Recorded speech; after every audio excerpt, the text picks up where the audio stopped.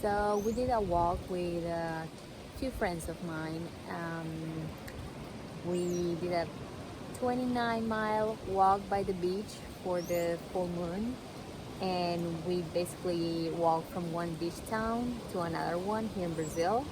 And the whole point, I don't know if the whole point, but one of the purpose of the walk was going to be just doing it in silence and being reflective, each one connecting with their intentions for this last part of the year whatsoever.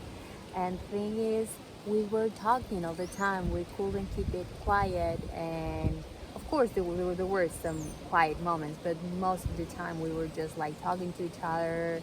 um, some of us, we didn't know each other beforehand, so it was a time to connect by talking and sharing our stories or whatnot. um, and what came to my attention was, why is it so difficult for us to be in silence, to stand silence and not being talking all the time or trying to share something all the time?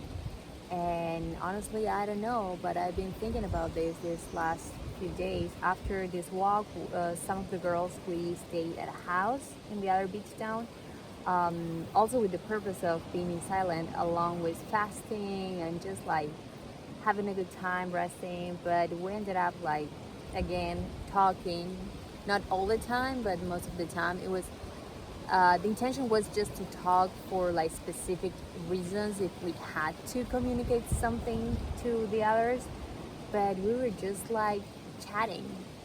And one thing that I remember reading, I think on Taylor's bad Facebook profile, one of the posts say something like, why do you want me to get into your moment and you're taking me away from my moment by talking, by saying something? It's like you're dragging me to your experience and you don't let me live my own experience of like what's going on right now. And also, I like Marcus Witte, how he says that we normally use other people's um, attention as a trash can for anxiety that we feel, and we cannot like contain, and we feel like we have this urge of like having to say something all the time. and and this also remind me that a couple weeks ago I went to visit a friend of mine in another beach town, also here in Brazil. I haven't seen this friend for a while, and she was like living for a few years there already. And she was just like showing me around and telling me like a bunch of things, like, oh, this place is good to buy this kind of fruit, or like this place, oh, I met this friend here. Oh, this place used to be another store, but then they changed, things like that. That I was like, I don't know how to answer to this, because like I don't really care, but I don't want to be rude saying like, oh, okay, I don't care. And also, I realized I do that a lot.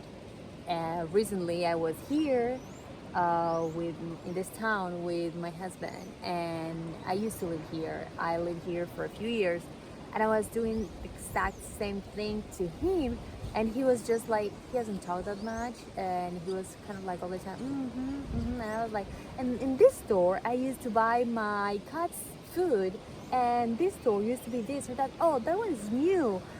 It wasn't here when I was living here, blah blah blah.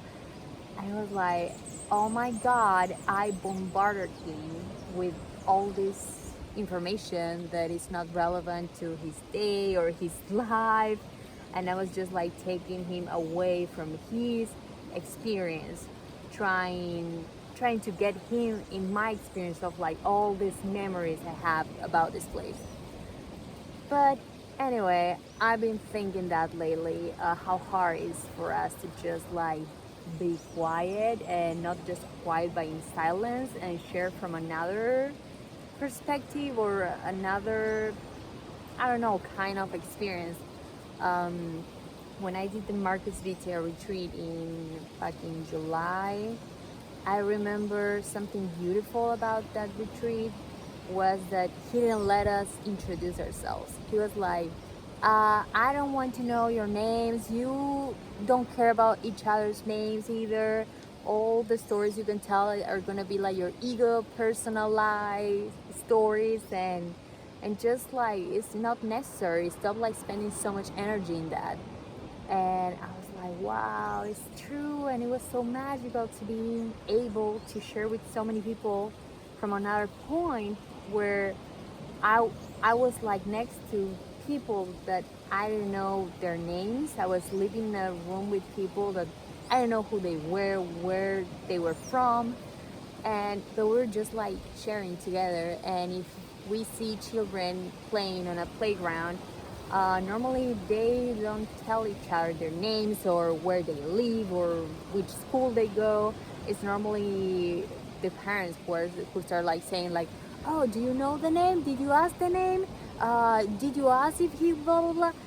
And it is just like so limiting, because as soon as we start like receiving this information, we start like making different like judgments on our mind, and maybe we can start like sharing life from like another experience where we're not so determined by words and language that is so limited. It's so limited that not even like everyone talks the same language, and when we want to travel or whatever to other places where they speak another language, it's so hard for us to get around. But it shouldn't be.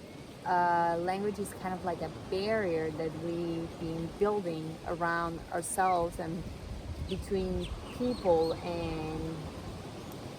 and I think there might be another way. I remember another good friend of mine.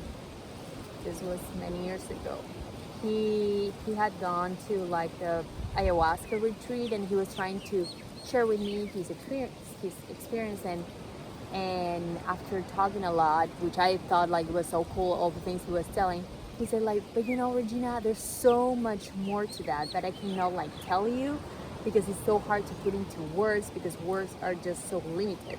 Maybe there's a time uh, in history where we just can touch each other's hands or like look into each other's eyes and really share the whole experience without having to use language. And yeah, I've been very much into that lately.